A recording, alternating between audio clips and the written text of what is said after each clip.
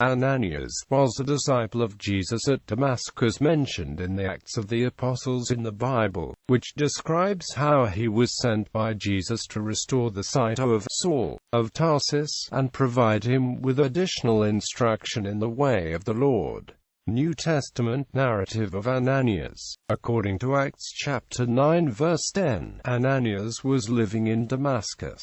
In Paul's speech in Acts chapter 22, he describes Ananias as a devout man according to the law, having a good report of all the Jews that dwelt in Damascus. According to F. Bruce, this indicates that he was not one of the refugees from the persecution in Jerusalem described in Acts chapter 8 verse 1.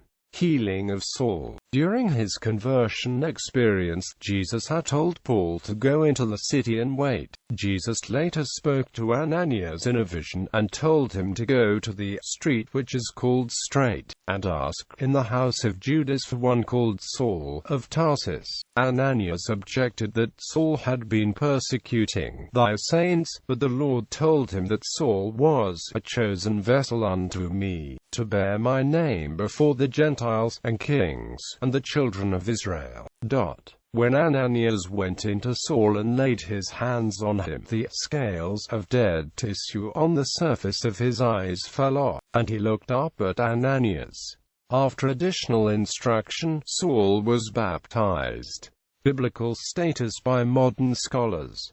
According to Roderick L. Evans, Ananias was a prophet despite being mentioned as a disciple. In his opinion on New Testament prophets, biblical figures who receive a message from God or reveal future events are considered prophets despite alternative titles such as apostle or disciple. Anglican priest and theologian Edward Carus Elwin recognized Ananias as a prophet as well as the 70 disciples and the apostles allocated with different tasks. F.